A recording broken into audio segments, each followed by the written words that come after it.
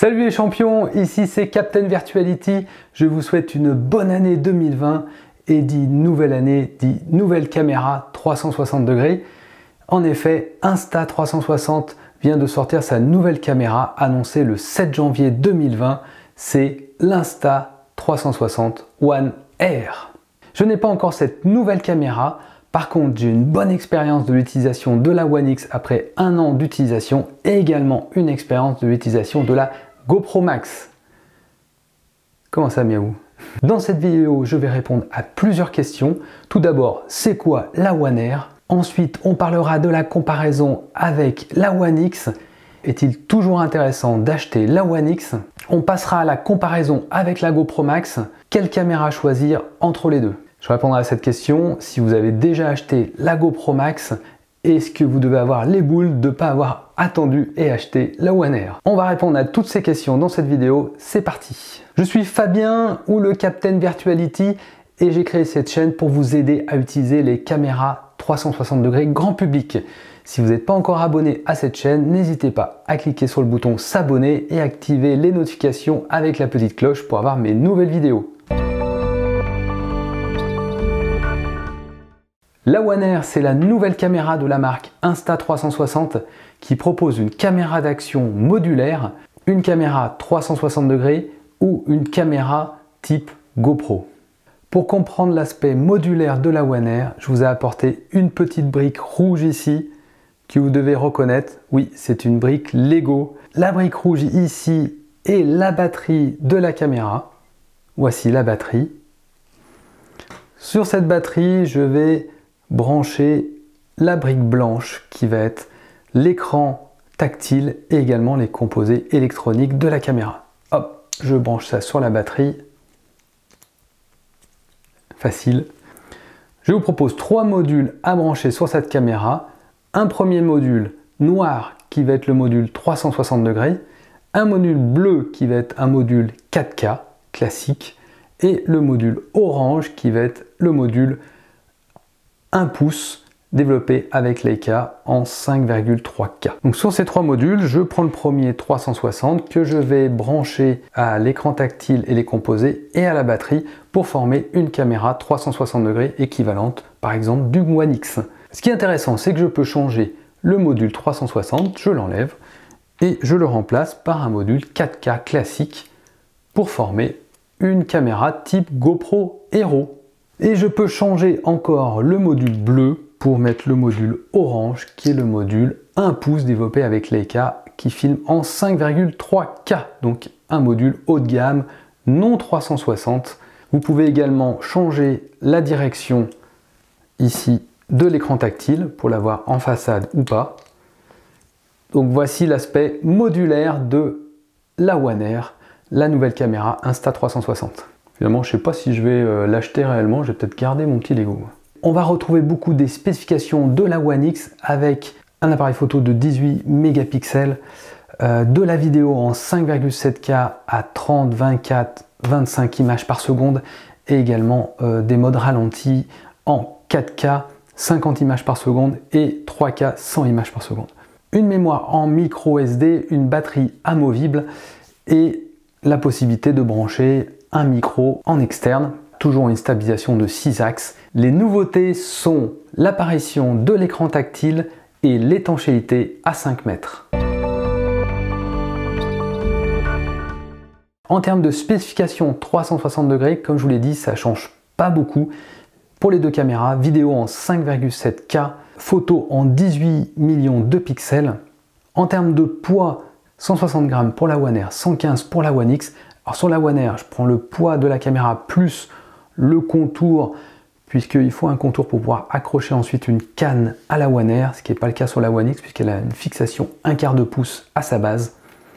Ensuite sur la batterie, c'est très similaire, 1190 mAh, 1200 pour la One X.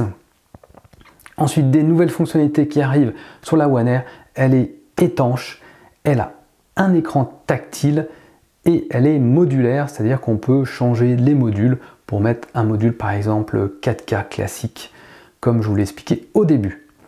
Pour le prix, ici j'ai mis le prix du module Sol 360 degrés, donc qui comprend la batterie, le module 360 et l'écran tactile, ce qui forme la caméra, ces trois composants. On a un prix à 479,99 €. Pour la One X, le prix de la caméra est de 459,90 € TTC, mais actuellement on trouve des promotions, par exemple moins 15%, pour avoir des prix en dessous de 400 €. A noter que le prix de la One Air, vous devez rajouter seulement 30 € pour avoir un module 4K en plus du module 360. Donc c'est ce qu'ils appellent le Twin, on va en parler juste après. Et donc c'est l'offre actuellement d'avoir ce combiné entre 360 et 4K. Et vous devez rajouter seulement 30 € pour avoir ce module 4K. Donc la version finalement Sol 360 est pas très attractive pour la One Air. Je vais développer 3 points en faveur de la One X par rapport à la One Air. Tout d'abord, la facilité de mise en œuvre de la One X. Une fixation 1/4 de pouce, une canne invisible ici, je visse, hop, j'appuie, je filme. C'est rapide. Ce qui me dérange avec la One Air, c'est la fixation type GoPro et on n'a plus de fixation 1/4 de pouce. On a une caméra qui est plus horizontale et donc on a besoin d'une fixation et on va retrouver un cadre, ce qu'on appelle une frame, qui va entourer la caméra. En fait, ça peut s'apparenter un petit peu au cadre que l'on a ici sur le Venture Case. Donc ici c'est le Venture Case, ici c'est le cadre. Le deuxième point en faveur de la One X, ça va être la zone de raccord, ici la zone de stitching, puisque la caméra est beaucoup plus fine que la One Air. Donc est-ce que la qualité du raccord vidéo photo de la One Air par rapport à la One X va être aussi bon, puisque c'était le point fort de la One X, cette zone de raccord. Le troisième point, c'est le rapport prix-spécification. En effet, par rapport à la One Air, on retrouve les mêmes spécifications vidéo et photo sur la One X. Avec l'arrivée de cette nouvelle caméra, on peut s'attendre à des baisses de prix sur la One X qui en font une caméra très attractive et une caméra parfaite pour débuter en vidéo et photo 360. Voyons maintenant les différences avec la Max. Et là, c'est gros match entre les deux caméras. Donc voici une comparaison des spécifications vidéo 5,7K, 5,6 pour la Max, 18 millions de pixels, 16,6 millions de pixels pour la photo, 160 grammes toujours avec le cadre, 154 grammes pour la GoPro Max, 1190 mAh pour la batterie, 1600 mAh pour la batterie de la GoPro Max. Les deux caméras sont étanches, les deux ont un écran tactile, un module 4K sur la One Air et on a un mode Hero 1080 et 1440p sur la GoPro Max. Là on peut vraiment comparer les prix puisque les deux caméras proposent un mode 360 et un mode on va dire plus classique. Un prix avec ce qu'ils appellent le Twin, c'est-à-dire la batterie, un module 360 et un module 4K. Tout ça est vendu à 509,99 € TTC. Et sur la GoPro Max, une caméra qui fait les deux en un et on a un prix à 529,99 € TTC. Comparaison des moins sur ces deux caméras, ce qui est assez amusant, c'est que il y a deux moins qui apparaissent sur la One Air qui étaient présents pour moi sur la GoPro Max. C'est la présence d'une fixation type GoPro et non 1/4 de pouce et également la zone de raccord. Bien sûr, on a une caméra plus épaisse avec la Max par rapport à la One X et ça va être le cas. On aura une caméra plus épaisse sur la One Air par rapport à la One X. Un point négatif que je note sur la One Air, c'est que pour passer d'un mode Hero classique 4K à un mode 360, vous allez devoir changer de module et ça peut prendre du temps, surtout si vous avez la frame autour qu'il faut enlever à chaque fois et dit ah attends, bouge pas, je change de module 4K, attends, je mets maintenant mon module 360, et ça peut être un peu long. Les moins sur la GoPro Max, il n'y a pas de mode RAW et de mode HDR, il n'y a pas de mode ralenti 360 et il n'y a pas pour l'instant de logiciel de montage sur PC. Comparaison des plus maintenant. Alors on a un mode RAW et un mode HDR, photo et vidéo, qui a été d'ailleurs amélioré, paraît-il.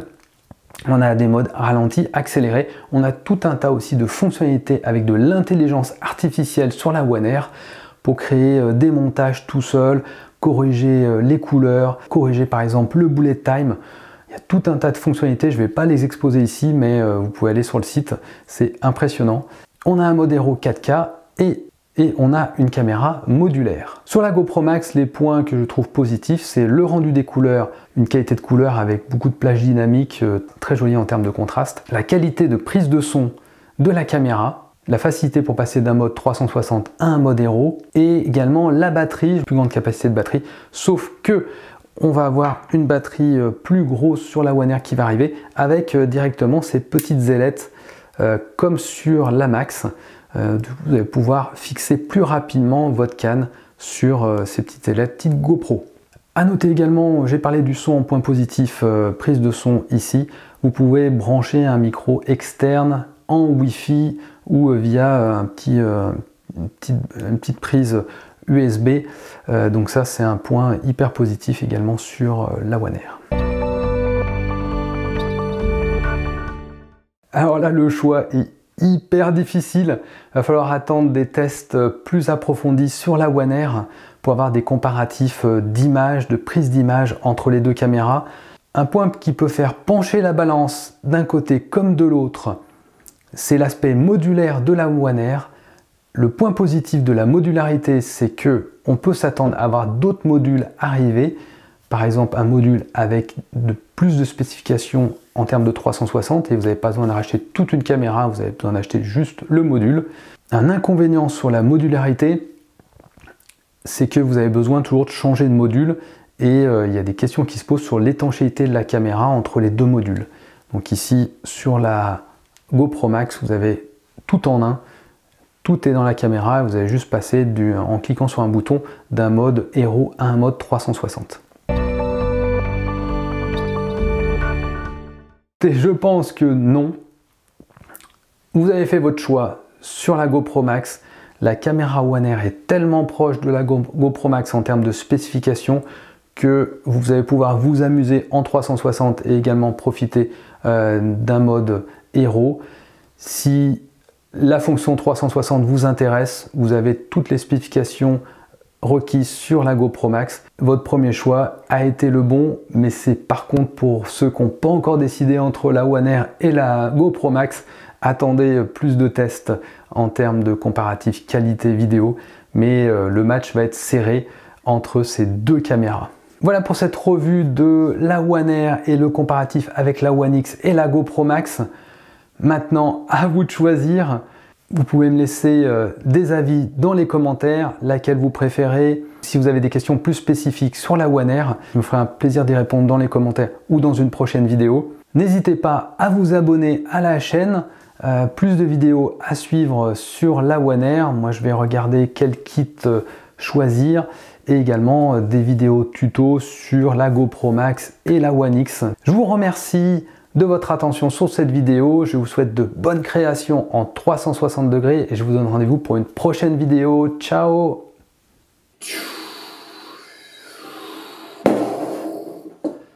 Je vais voler la nouvelle Insta360 One Air. Rien ne pourra m'en empêcher. Surtout pas toi. Non, tu ne l'auras pas. Si, tu vas voir. Sinon, je m'attaque à la Max. Non, si, attention. Et tu vas voir aussi. Non, tu n'auras pas aussi la One X.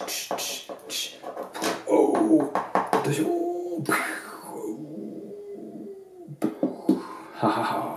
Je suis le plus fort. Je vais maintenant prendre la One Air. Non, toujours. Attention. Et bam, je suis le plus fort, j'embarque la nouvelle caméra. C'est parti. Attention.